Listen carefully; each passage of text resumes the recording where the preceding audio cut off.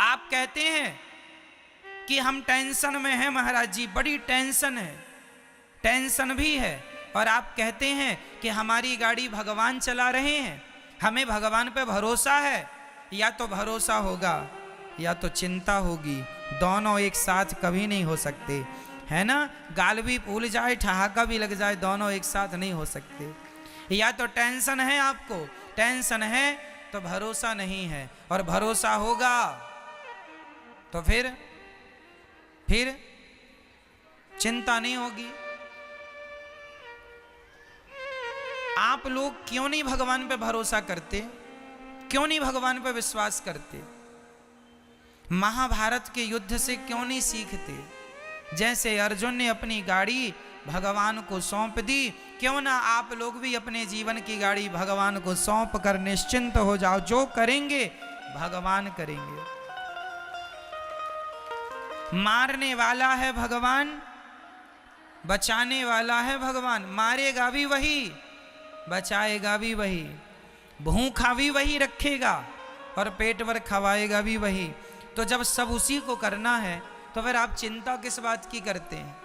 अच्छा ये बताओ, आपका सोचा कुछ होता है? आपका सोचा होता है क्या? आपने सोच लिया कि ऐसा हो जाए तो हो जाएगा क्या? जब आपका सोचा कुछ नहीं होता, आपका चाहा कुछ नहीं होता, तो हम कहते हैं आप सोचो ही क्यों? क्यों सोचना है?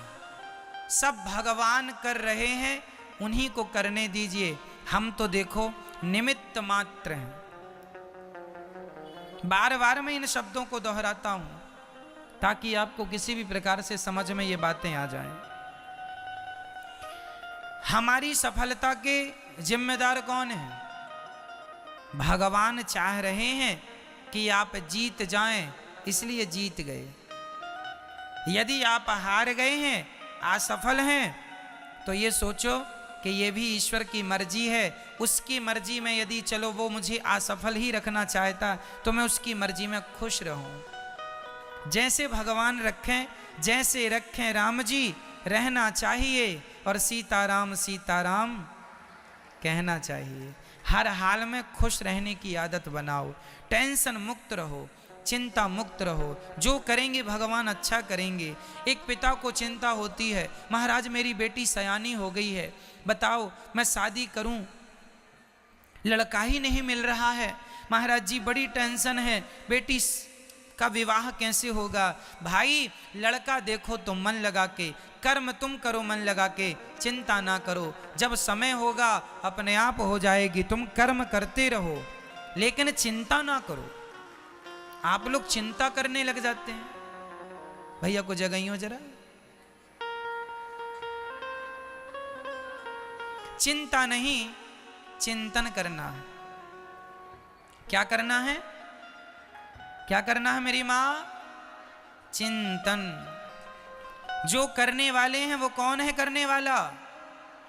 पितामह भीष्म ने प्रतिज्ञा ले ली, कल के युद्ध में पांडवों को मार डालूंगा। ये प्रतिज्ञा किसने ली थी महाभारत में? भीष्म पितामह ने। द्रौपदी दौड़ी दौड़ी रात्रि के 11 बजे आई, अरे कन्हैया सुन रहे हो, मेरे पतियों को मारने की प्रतिज्ञा पितामह ने ली है, बताइए मैं क्या करूं? भगवान बोले तू जान, तेरे पति जाने मैं क्या करूं, मैं तो युद्ध लड़ ही नहीं रहा हूं।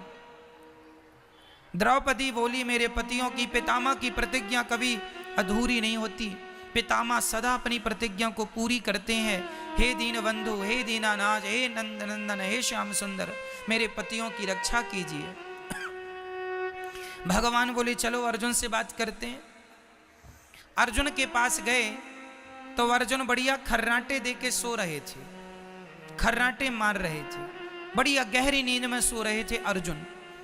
भगवान ने जगाया, अर्जुन जागो। अर्जुन ने कहा क्या हुआ, क्यों जगा रहे हो आधी रात को? भगवान ने कहा कल के युद्ध में पितामह ने प्रतिज्ञा ली है, कल तुम्हें मरना होगा, पांडवों को मारने की प्रतिज्ञा पितामह ने ली, कोई योजना बनाओ, रणनीति बनाओ, कल का युद्ध कैसे करोगे? तुम सो रहे हो। अर्जुन ने कहा कन्हैया सोने दो, आप भी सो जाओ मेरे पास, यहीं सो जाओ। भगवान बोले क्यों, तुम्हें नींद आ रही है? कल के युद्ध में, कल निर्णायक युद्ध होने वाला है। पितामह भीष्म की प्रतिज्ञा कभी झूठी नहीं होती। अपने बचाव की कोई प्लानिंग क्यों नहीं करते? अर्जुन ने मुस्कुराते हुए कहा, कन्हैया, जिसके रक्षक आप हो उस व्यक्ति को चिंता करने की क्या जरूरत है? हम तो निश्चिंत सो रहे हैं, आपके भरोसे सो रहे हैं। हम तो आपके भरोसे सो रहे हैं कि हमारे रक्षक तो भगवान श्री कृष्ण हैं। आपके होते हुए पितामह हमें मार डालेंगे क्या? ये अर्जुन का क्या था? ये अर्जुन का क्या था? देखो, जहां विश्वास पुष्ट है, जहां विश्वास अधिक है, क्या वहां चिंता है? और जहां चिंता है मतलब वहां विश्वास। तो आप में से कितने लोगों को भगवान पर विश्वास है? यदि है तो फिर अब ये बताओ कि आप में से चिंता किस किस को है? मेरी मां, चिंता नहीं, सौंप दो, अब सौंप दिया इस जीवन का सब भार तुम्हारे हाथों में है। जीत तुम्हारे हाथों में है, हार तुम्हारे। कर्म करना हमारा काम है, कर्म करना हमारा काम। कर्म हम करें, उसका परिणाम क्या होगा ईश्वर जानते हैं। इसलिए निश्चिंत हो जाओ भगवान के भरोसे। टेंशन नहीं, चिंता, खुश रहा करो, प्रसन्न रहा करो। ये सोचकर कि ये आज बताओ सूर्य भगवान आए, किसकी मर्जी से आए, आपकी या मेरी? बोलो मेरी मां। आज रात होगी किसकी मर्जी से? ईश्वर की। ये सृष्टि चल रही है किसकी मर्जी से? हम लोग लड़कपन से जवान हो गए, जवान से बुढ़े हो गए, किसकी मर्जी से आप बदल रहे हैं? आप क्यों नहीं, कल पैदा हुआ बच्चा आज ही जवान क्यों नहीं हो गया? उसे जवान होने में क्यों 20-25 साल लगते हैं? तुम्हारे हाथ में सब कुछ है तो तुम पैदा होते ही जवान हो जाओ ना। क्यों? तुम्हारा कुछ भी नहीं है। तुम्हारी ग्रोथ जो दिन दिन होती है वो तुम्हारी मर्जी से नहीं होती, ईश्वर की मर्जी से होती है। इसलिए सब ईश्वर के अधीन है। भगवान का चिंतन करना सीखो, भगवान पर विश्वास करना सीखो, भगवान के चरणों में आत्मसमर्पण करना सीखो। जब आप समर्पण कर देंगे तो आपकी गाड़ी भगवान ही चलाएंगे, उनके भरोसे खुश रहा करो बस। हम लोग अहंकार कर लेते हैं, जरा सा कमाने लग गए, जरा सा पैसा कमाने लग गए, हम कमा रहे हैं, हम पैसे वाले हैं, हम ये हैं वो हैं। अहंकार तो देखो आदमी का, आजकल का आदमी ना ऐसे चलता कैसे, ऐसे ऐसे अकड़ देखो जरा, ऐसे चलता है जैसे ये राजा हो, सब इसके गुलाम हैं। आप लोगों के पास कितना पैसा है? 10 लाख, 20 लाख, 1 करोड़, 10 करोड़, 50 करोड़, 1 अरब, 10 अरब,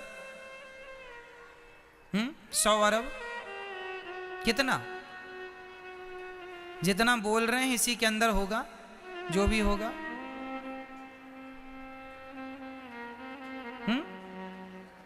मेरी मां, रावण कितना धनवान था, उसके धन की कोई सीमा नहीं थी। सोने की लंका थी, सोने चांदी हीरे मोती के खजाने भर रखे थे। इतना बड़ा आदमी था रावण। पूछो जरा कहां गई तुम्हारी वो लंका? रावण भैया कहां गई तुम्हारी वो शान? कहां गई तुम्हारी वो अकड़? कहां गया तुम्हारा वो अहंकार? अहंकार रावण जैसों का ना टिका मेरी मां। जिनकी लंका सोने की थी तो हमारा और आपका अहंकार टिक जाएगा मैया? बोलो मेरी मां। इसलिए अहंकार ना हो। किस बात का अहंकार? आप लोगों को अहंकार है या नहीं? नहीं। मैं बताता हूं आपको अहंकार किस बात का है। ये बेटा मेरा है, मैं इसकी मां हूं, ये भी अहंकार ही है। मैं इसका पिता हूं, ये भी अहंकार ही है। ये घर मेरा है, ये भी अहंकार ही है। मैंने तुम्हें रोटी दी, ये भी अहंकार ही है। मैं ना होता तो तुम मर जाते, ये भी अहंकार ही है। इसलिए इन शब्दों का प्रयोग कभी नहीं करना चाहिए। जो बेटा आपका है, बेटी है, पति है, पत्नी है, घर है, गाड़ी है, पैसा है, ये मेरा है ऐसा ना कहा करो। ये सब कुछ भगवान का है। ईश्वर ने हमें केवल जिम्मेदारी दी है संभालने की, हम संभाल रहे हैं बस। हम मैनेजर हैं, मालिक नहीं हैं। आप किसी बच्चे की मां नहीं हो। ये जो आपका बेटा है, ये आपका बेटा है ना मेरी मां। आप कहती हो ये बेटा मेरा है, तुम केवल इसलिए तो कहती हो मेरा बेटा क्योंकि तुमने 9 महीने गर्भ में रखा है। 9 महीने गर्भ में रखने से आपने कह दिया ये बेटा मेरा है। लेकिन जिस परमात्मा ने तुम्हारे बच्चे को आंखें दी हैं, आंखों की कीमत जानते हो बाजार में कितनी होगी? आंखों के इलाज में करोड़ों रुपए लग जाते हैं। जिनके इलाज में करोड़ों लग रहे हैं उन आंखों की कीमत क्या होगी? ये अनमोल रतन है। परमात्मा ने आंखें दी, परमात्मा ने सुनने को कान दिया, परमात्मा ने चलने को पांव दिया, परमात्मा ने खाने को बोलने को मुंह दिया, सब ईश्वर ने दिया। तुमने तो केवल 9 महीने पेट में रखा, तो पेट में रखे हो इसका इतना अहंकार कि ये मेरा बेटा है। तुम्हारा बेटा पैदा होए तुरंत भगवान को सौंप दो, हे नाथ ये आपकी संपत्ति है, आपको सौंप रही हूं, ये आपका है, आप जानो, आपका काम जाने। हाँ, मैं यदि आपने मुझे मां बनाया है तो मैं इसको मां बन करके इसकी जिम्मेदारी पूरी करूंगी। इसे नहलाना, धुलाना, खिलाना, पिलाना, संस्कार देना, खड़ा करना, ये मेरी जिम्मेदारी है। जिम्मेदारी निभाओ, ये ना हो कि ये मेरा है ना, ये सब भगवान का है। बेटी तुम्हारी नहीं, बेटा तुम्हारा नहीं, सब किसका है? सब पर किसका अधिकार है? तुम्हारा था तो छोड़ के चला गया, रोक लेते ना तुम्हारा था तो। इसका मतलब तुम्हारा तो था ही नहीं, तुमने तो झूठा अहंकार बना लिया ये मेरा है। यही बात अपने पिता को, मतलब हर बाप को याद रखनी चाहिए। कोई तुम्हारा नहीं है। जिस घर में आप रहते हो वो घर आपका नहीं। भाव ये बना के चलो कि वो घर भगवान का है। संपत्ति सब रघुपति के यहाँ, सब भगवान का है। तो फिर हम कौन हैं? हम तो भगवान के घर में किराएदार हैं, हम ईश्वर के किराएदार हैं। ये भावनाएं बन जाएं तो आप अपने घर में नहीं, आप स्वर्ग में रहेंगे, ऐसा आपको लगने लगेगा। हमारा घर स्वर्ग है। भगवत भाव से रहना सीखो तो सही। आजकल आदमी, अच्छा ये बताओ, बैंक का मैनेजर जो होता है, बैंक में यदि 1000 करोड़ रुपए रखा है तो बताइए क्या वो पैसा बैंक, क्या वो पैसा मैनेजर का है? बोलो मेरी मां। नहीं, वो पैसा मैनेजर का नहीं है, पर देख रेख किसकी है? देख रेख मैनेजर की है। हिसाब किताब करेगा कौन? मैनेजर। देख रेख मैनेजर की है। मैनेजर बैंक में मैनेजमेंट के लिए होता है। मैनेजर मालिक नहीं है, मालिक तो गवर्नमेंट है बैंक की। मैनेजर केवल वो मैनेजर लाखों लेता है, लाखों देता है, लेकिन लाखों लेने में और लाखों देने में उसका कुछ भी नहीं है। क्यों जी? सही है।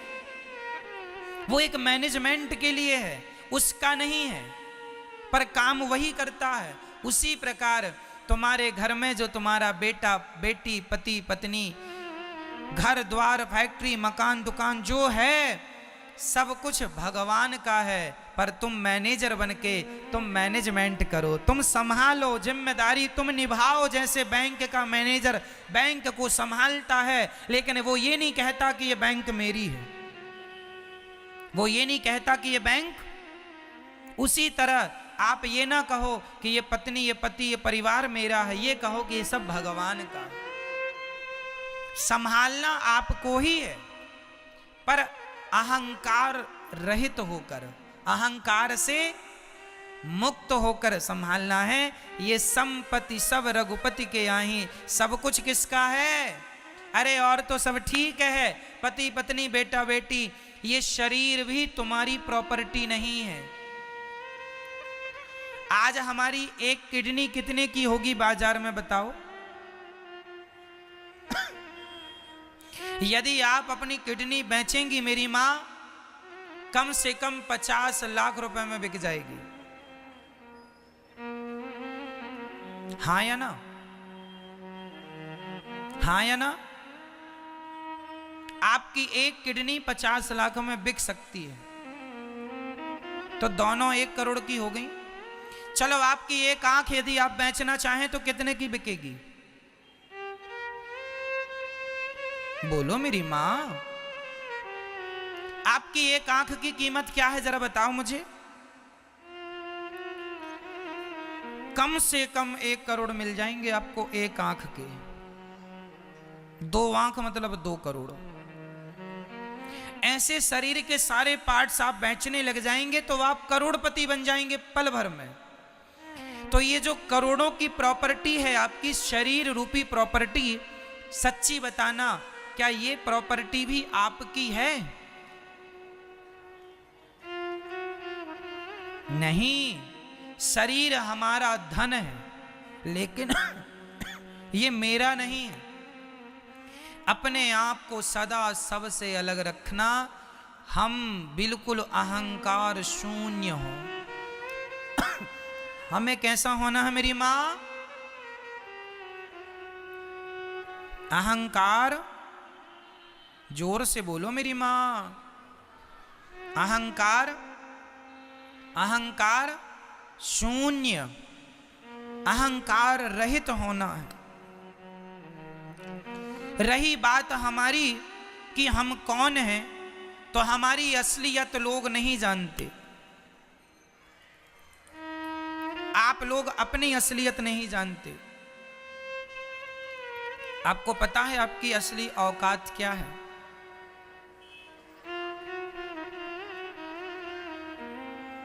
नहीं पता? हमारी असली औकात क्या है? छोटे मुंह बड़ी बातें हैं, बुरा ना मानना मेरी बातों का, लेकिन मैं आपको आपकी औकात दिखाऊंगा।